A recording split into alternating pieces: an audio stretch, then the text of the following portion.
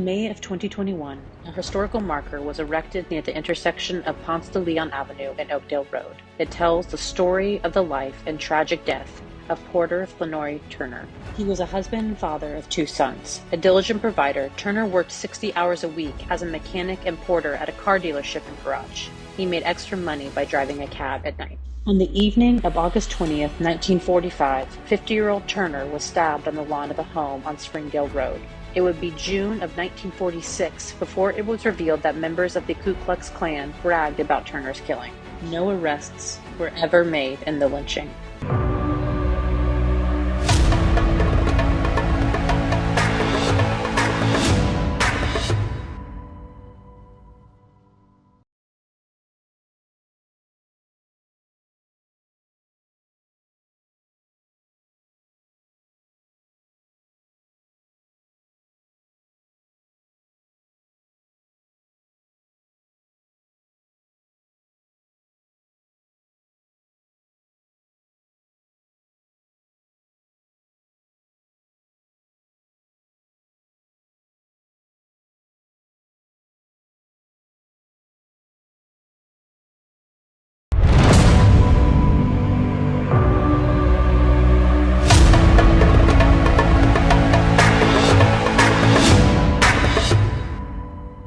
Benjamin E. Mays High School was established in 1981, replacing Southwest High School.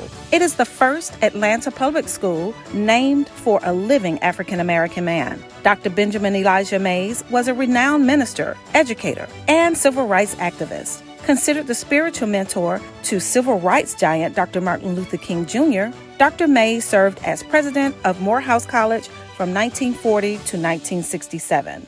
Known as an Academy of Math and Science, Benjamin Elijah Mays High School Educational would be recognized as a National School of Excellence in 1987, just 6 years after opening its doors. I'm a proud graduate of Benjamin Elijah Mays High School. As for other famed alumni, former Atlanta City Council member Caesar Mitchell, renowned artist Radcliffe Bailey, Grammy Award-winning rapper, singer, and producer CeeLo Green, and none other than Andre Dickens, the 61st mayor of the city of Atlanta.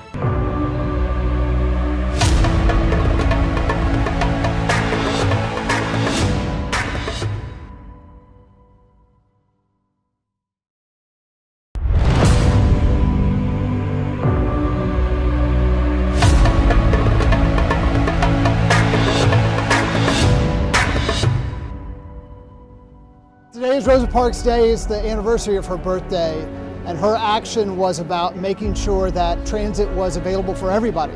It was about desegregating buses so that everybody could ride. And so I think that it's a great reminder as Transit Equity Day that transit is really about access. It's about making sure that people can get to jobs, can get to work, can get to school. And so her legacy is one that's not only about desegregation, but it's also about economic access. There's this incredible 1950s bus behind me, similar to the one that Rosa Parks sat down and wouldn't move on. She was an inspiration that individual people can make a difference, that individual people as part of a whole can really change America. Public transit is really the backbone of making sure that our economy can grow. Whether it's bus or it's rail, it's really the way that we are able to move our lives. And so I think the vision for equity in transit is making sure transit's everywhere, making sure it's affordable, making sure that it goes to the places that we need it to go.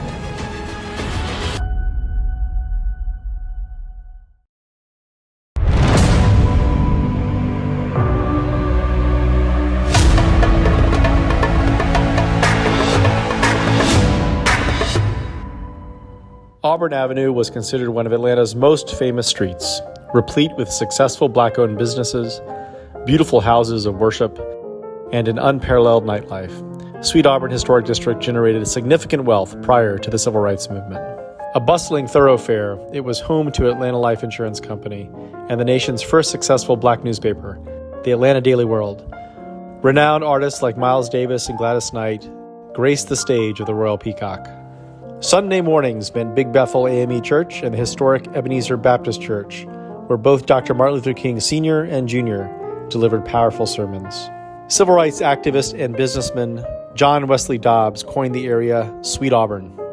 Dubbed its unofficial mayor, he was the grandfather of Atlanta's first black mayor, Maynard Jackson. Sweet Auburn Historic District received a National Historic Landmark designation in 1976.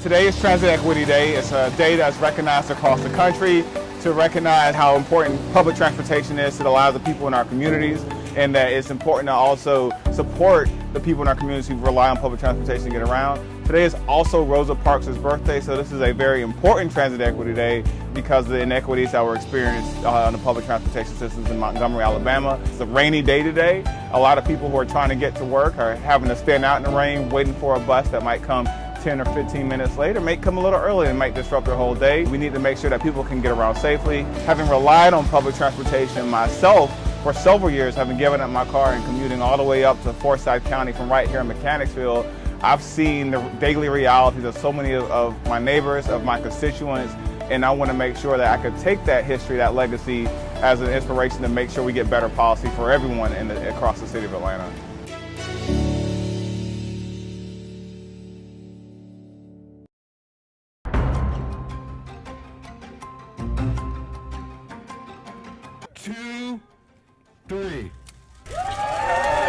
We're here because once again Atlanta is making history. We have opened up Unity Place, the first in the nation, one-of-a-kind housing for police recruits. So that's why we are here now. We are giving our recruits some place to stay, actually in one of our most vibrant communities. As we talk about community policing, we must give the officer a chance and opportunity to get to know the community. Once you're on call, once you're working, you really don't have that opportunity. But here now, at the beginning of their training, they have an opportunity to actually live amongst the neighbors, to actually live amongst the people that they will actually be protecting. So this is why it is very important. They're very excited about having the police officers in their neighborhood. First and foremost, it gives them a sense of security.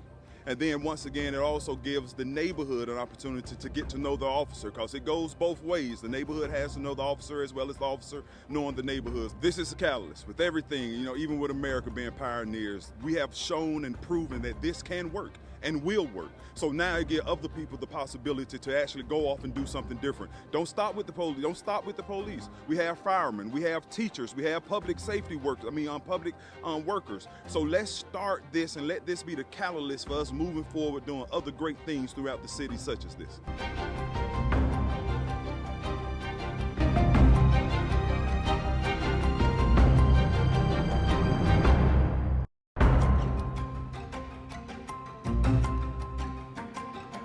This is a great opportunity for the city of Atlanta. The stakes are very high. And today, for me, means the opportunity to immediately get to work on those things that are important to all of us. I am particularly excited about the fact that we have some existing members who previously served. Although I'm not new to the legislative process, I am new to City of Atlanta government. And so certainly I will be leaning on existing members for mentorship and guidance.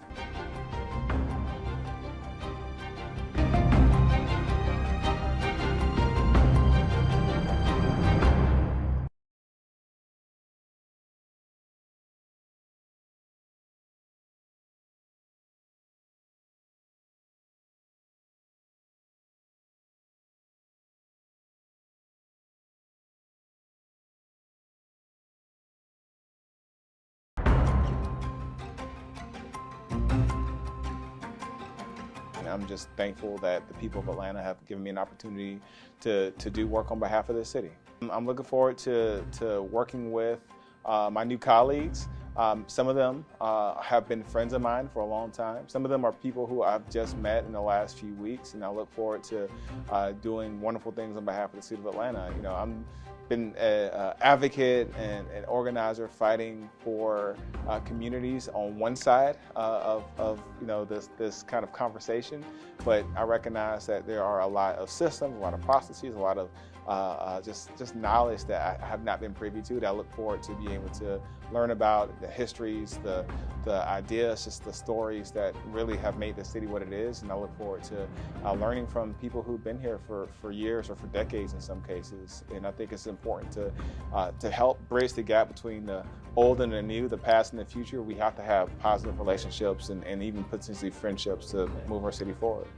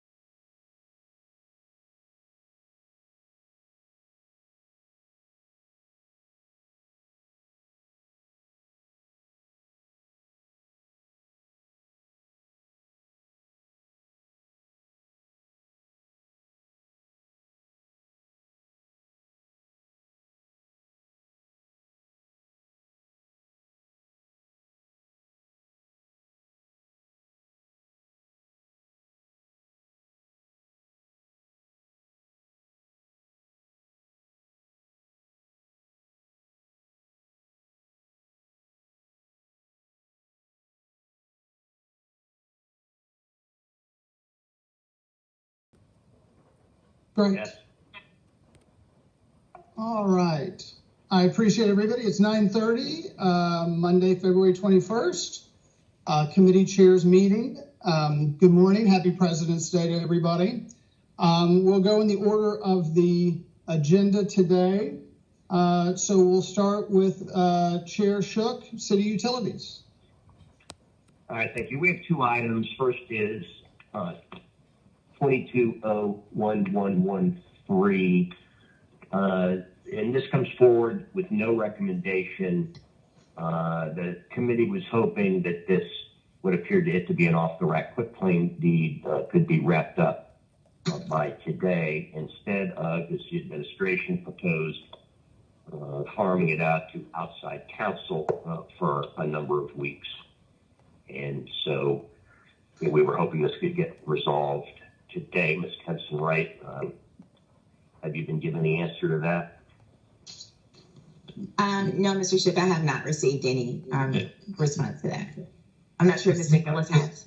Yeah, Mr. Shook, we have a substitute that is ready. Oh, excellent. So it can be passed. I haven't read through it, but we have a red line version, and if you haven't received it, me and Kathy are going to be looking at it. I'll email it out to you ASAP. Oh, yeah. Oh, that's great. Yeah, please email it to the entire membership. So that's good, and I appreciate the work that went into getting it done timely. The second item is 22R3115. This comes forward favorably. There was an abstention There's a substitute that's being proposed.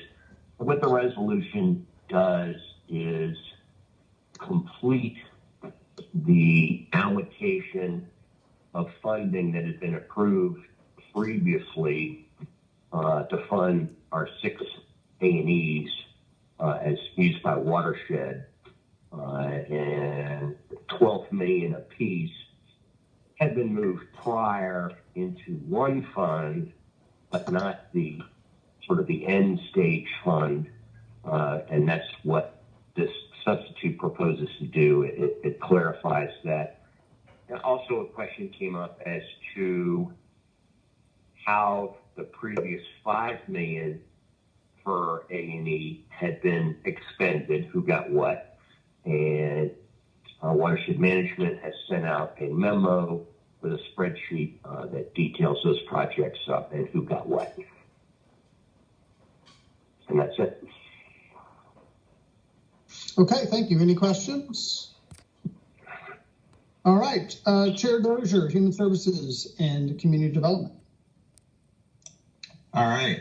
Really, the only thing I have is there is one item, 22-R-3139, that there will be a request to remove that item from the consent agenda. We have an amendment to that item.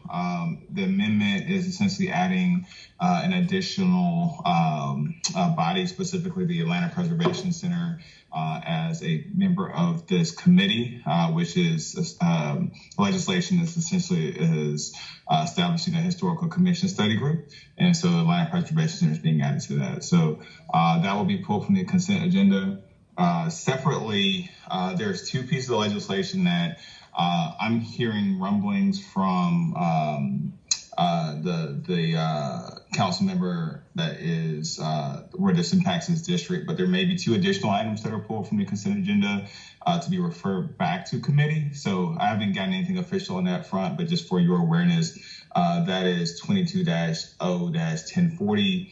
I think a few of y'all have gotten emails with regards to Howell Park or Howell Station, to refer that back to the CDHS. And then separately, there is another item, 22-0-1114, related to Rodney Cook Park that I believe is going to be referred back to committee. So I haven't got anything official on that front yet. So far, I only have the item related to the Historical Commission, but that's all I have for this week. Okay, thank you. Any questions? All right, Chair Farokhi, Transportation Committee. Yes, thank you, Council President. We have 3 items today for second reading that need to come before the full council. The first is 22-0-1115. It was pulled from the consent agenda to allow us to amend it to add 2 streets to the always stop. This is legislation by Councilmember Hillis to install always stops at a number of intersections in his district. So this adds Leona Street Northwest and Holmes Street Northwest into the caption into sections 1 and 2. So that's 22-0-1115. Should be pretty straightforward. The second one is item number 22-0-1110. It was favorable on condition coming out of committee, and the substitute that is required today has been distributed and adds a dollar amount to the caption and to the legislation. This is a piece of legislation by Councilmember Wan to allow a sidewalk waiver for a stretch in his district. And then finally, the third item that will be before us is a resolution. The first 2 ordinances. 2R3183 is favorable on condition. This was authorizing the mayor and her designee to renew the parking enforcement contract for 1 year, which is permitted under the initial agreement. This is a 1-year extension.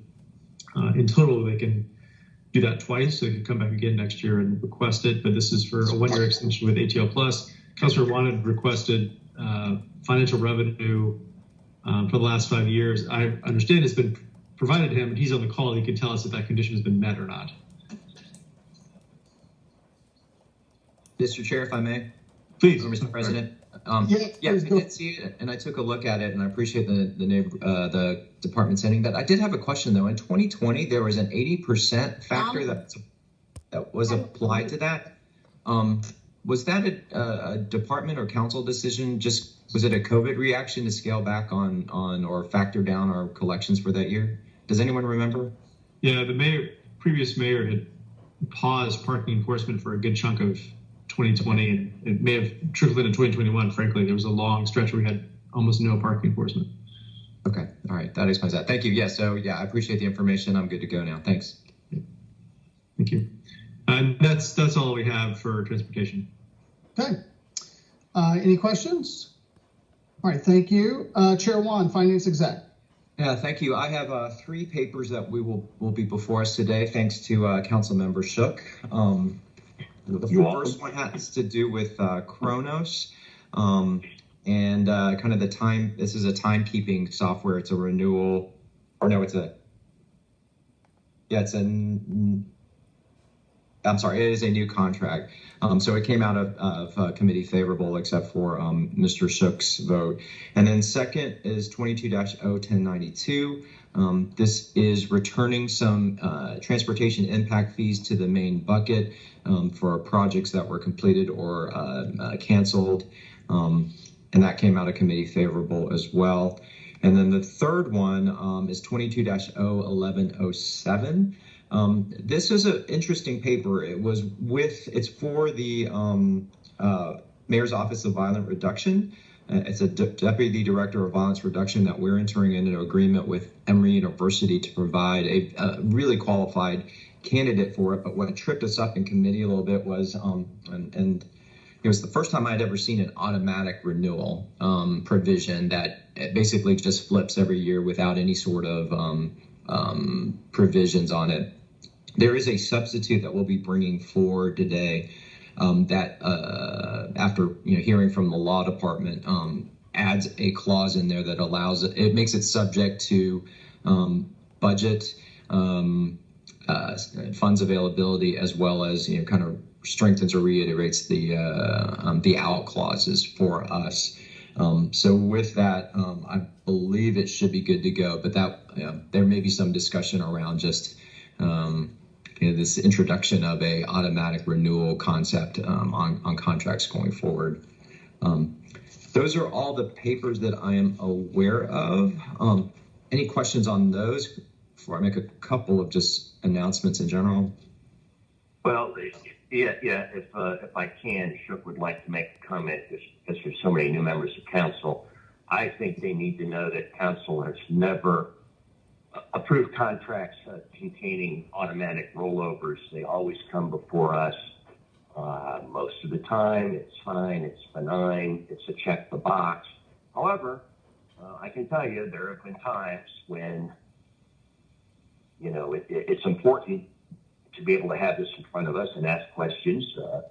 District council members sometimes have questions about the quality of projects, done by a contractor in their district, and it's not terribly unusual for council members to get pinged by employees who are in effect blowing a whistle or some kind. And so I think we're setting a dangerous precedent.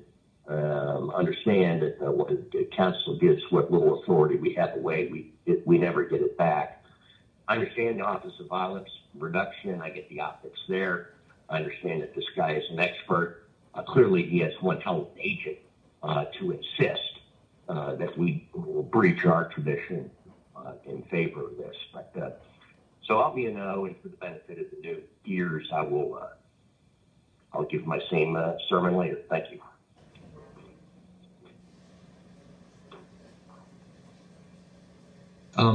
Mr. President, I'm seeing a hand from Karen Edwards.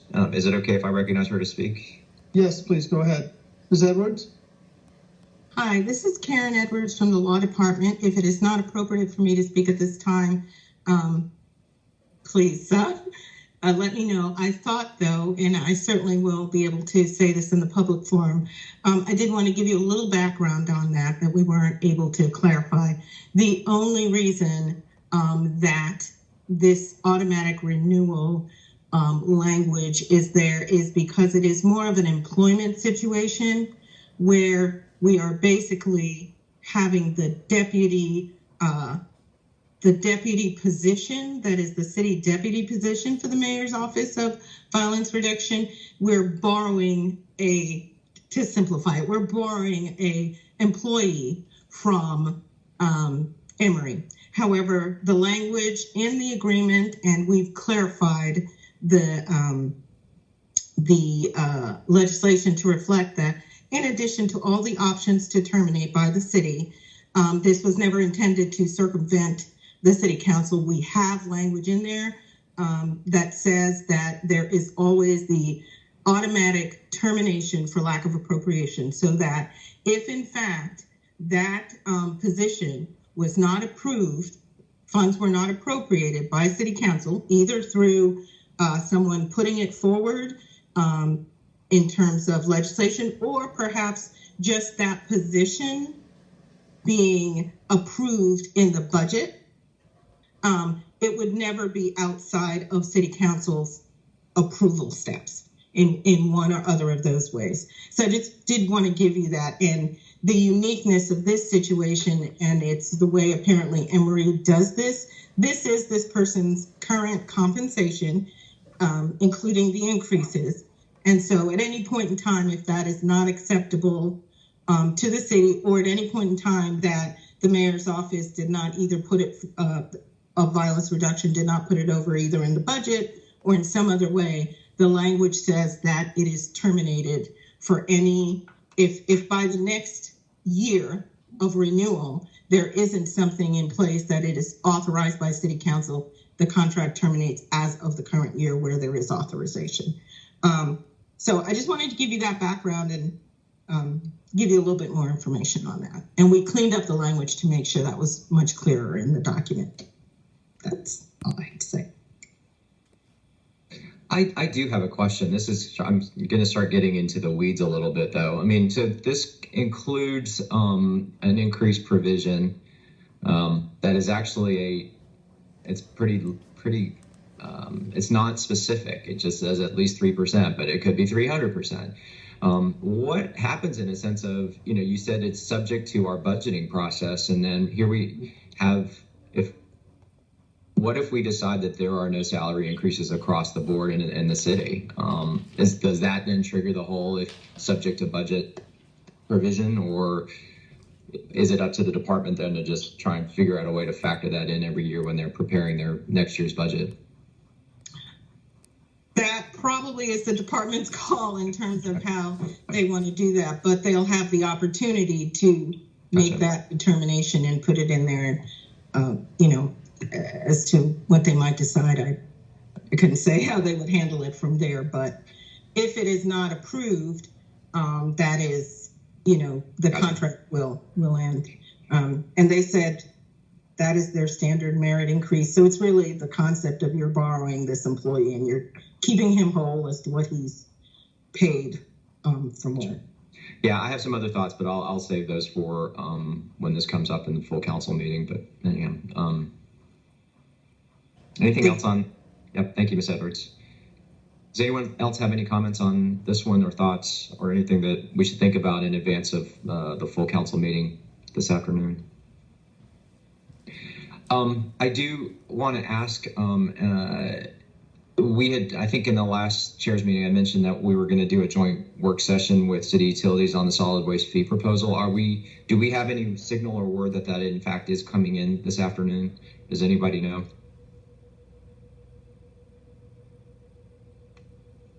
Good morning, Mr. Chair. How are you? Mr. Pace, hey. Hey, I believe a communication from John King went out to the council president, yourself, and Mr. Shook last week, stating that those papers would not be introduced today. Oh, okay. Okay. I'm sorry. I missed that one. Okay. So we're just, all right. So Mr. Pace, I'm going to be just very honest with you. I also don't want this to turn into a situation where our backs are up against the wall in terms of time frame, because, y'all were very clear with regard to a deadline on this if we expect to have the tax Ferdinand's office be able to send these out. So don't burn. This is just kind of don't burn up all of our time runway and force us into, an action. So just wanted to make sure that stays on everybody's radar. I know that's something that was definitely considered, and also believe that the feedback from meetings with council members was ensuring that proper communication was had with the public when these pieces of legislation come out. I think that was a pretty major factor in the introduction. All right. Thank you, Mr. Pace. And then the other question I had is for Chairman Dozier. I guess at some point I want to make sure that the HOPWA joint work session is on both of our radars, just because I'm getting some noise in the community about that as well. So I think Ms. Kempson-Wright was working with your committee legislative staff to start getting that scheduled. So just make sure it's on our radar. Yeah. Okay. Mr. President, that's all I have for today's meeting.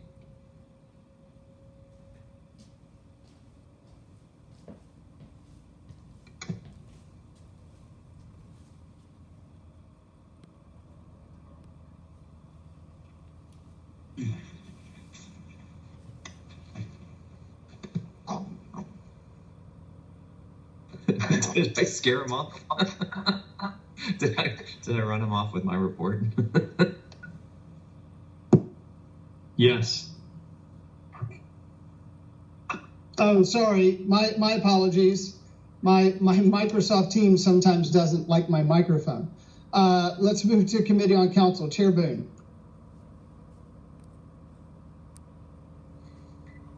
Our report this morning will consist of confirming various appointees, ZRB, Board of Zoning Adjustment, and we will hear from Lisa Gordon. She is scheduled to come before the Committee on Council to talk with us regarding her position as Chief Operating Officer. This week, draft maps will be available from planning this week for our one-on-one first draft meetings on the redistricting plan. Our council director's position will be posted this week. Our clerk's office has been hard at work working on the many vacancies from our boards and commissions. And lastly, the law department will opine on the Atlanta Regional Commission appointment. And at this time, I'd like to have just an open dialogue with you all regarding that issue with the Atlanta Regional Commission. I tried to speak with everyone at least once or twice regarding this ongoing issue. So we have asked, one of our members asked for, in writing, you all should have an opinion from our law department. So at this time, I'd like to talk with you all regarding that issue.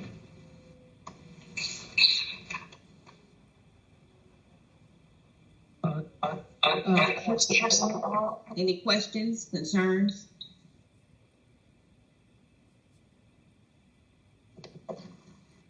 Mr. President, this is Alex. May I ask Madam Chair about an issue that she brought up for the ARC question that she posed? Yes. So, Madam Chair, regarding the redistricting process, is Committee on Council going to entertain maybe establishing some general principles around the approach to this? I mean, I'm thinking something. I've seen some maps, and I guess my concern is, like, one of my principles is not splitting up neighborhoods, and I don't know if that's a universal thing that as council we should talk about, and your committee have established as guiding or just general guides in terms of as we are evaluating them. But Chair One, as we will be getting this process, I will be happy if you would email me your concerns and anyone. We are going to try to make this as smooth and easy as possible. And we definitely do not want to split up neighborhoods if possible. Yeah, as y'all are talking through this in the committee, I don't know if, I'm sure other council members may have thoughts on this, but I think at least creating some space to explore that really quickly before diving into specifics might be a just good way for us to make sure we're all on the same page. So, thank you. Great idea. Thank you. Just with a comment, Madam Chair. In the past, I think a good first step is for council members to take a look at your map. I spent some time poring over the city map this weekend, and I think it's providential to at least begin with each district member talking to the people with whom he or she currently shares borders, because that's where these conversations need to start. They may not end up there, but last time, we had, in effect, 12 different sort of micro discussions that were, no one was flapping their dirty laundry around in public, and it was very helpful. Woe to the person who, at the outset, tries to adjust somebody's borders, that's 6 miles away. So just my thought. Thank you. But Chair Shook, we definitely are going to do that. But we do want to have 3 maps for perusal this week, and then we will begin our mini conversations, and we will be following the guidelines from Mr. Forrest Webb as closely as possible. Okay, good. Thank you. Thank you. Also, just wanted to add, this is Councilmember Hillis, if I can jump in. Yes, please go ahead, Mr. Yeah, so, just to Councilmember Wan's point, while it would be great not to split up neighborhoods, my current council district, I currently represent 5 neighborhoods that are split. One of them with Councilmember Boone, because usually how we chop this up is through voting precincts, and voting precincts a lot of the time split neighborhoods. So just wanted to add my 2 cents. Thanks. Mr. Hillis, Chair Hillis, just thank you for your interest in assisting with us. We definitely appreciate your activism and working on this all the way from December to now, and hope that you will continue to work with us on that. Thank you. And Chair Boone, just for the public's information, the census data is now complete, correct? And then, yes, it is, and has been distributed to all council members. So the census data is now complete, and so the process now begins with potential discussions and maps. Correct. Thank you. Yes, Mr. President. Mr. President, that concludes my report. If anyone has any questions or concerns, please. Did I see your hand? Was that for the last time?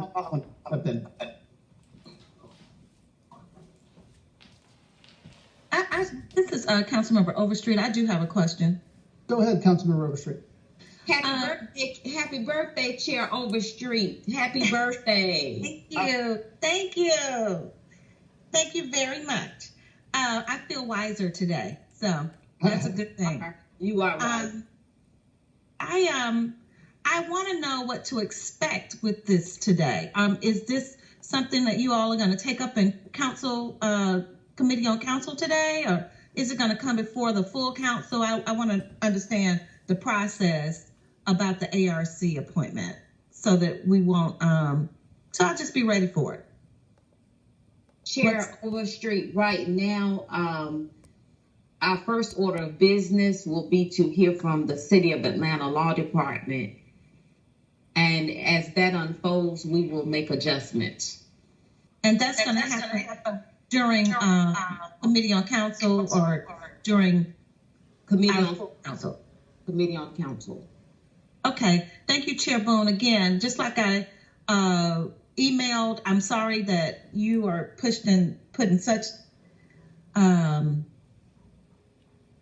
predicament, and I know this has really been weighing on you. So hopefully we'll have some type of peace after today about it. Thank you, Chair Overstreet, and you have a wonderful birthday. I will. Working with you guys. Thank you. Any other questions or comments?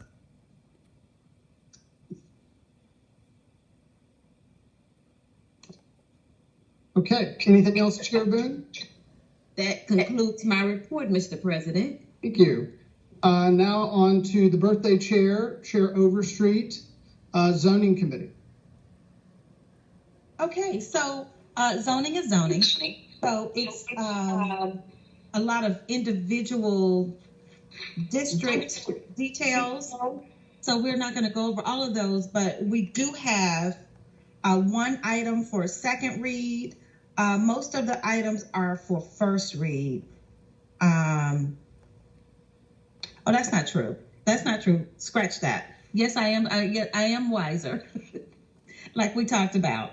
But so no, we have several items to vote on today, and we will take them all. I do have one that I need to speak with Councilmember Amos about, and it's the one at about 1101 Church Street. It's actually item number 1. So I'll find out what his preference is here, but it was favorable out of committee, but I'm going to check back with him because I've received a few emails.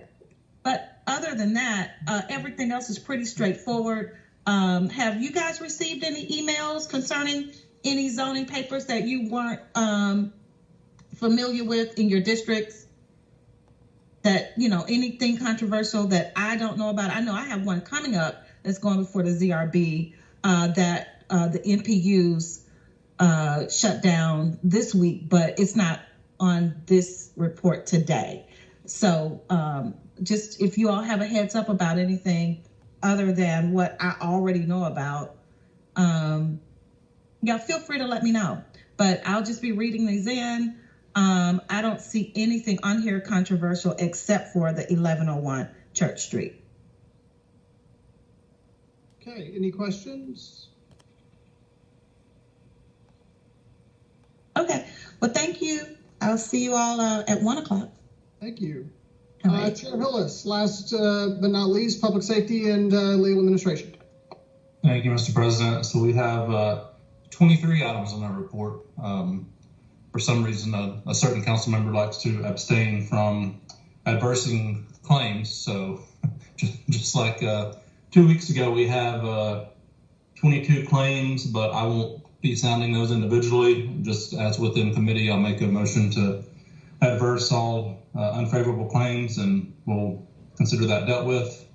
One resolution, which is the donation of 2021 Dodge Charger police cars from the APF. I asked to get information as to where those vehicles would be assigned, so it was favorable on condition. We've received that information, so I'll consider the condition met. And just for everyone's knowledge, 5 of the 9 will go to the heat unit, which is our DUI enforcement, and then 4 will go to out to the zones, field operations division. So that is all we have. Any questions?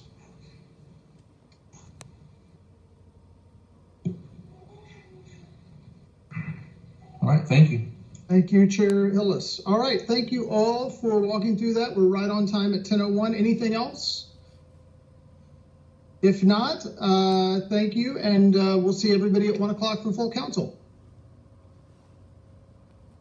Meeting adjourned.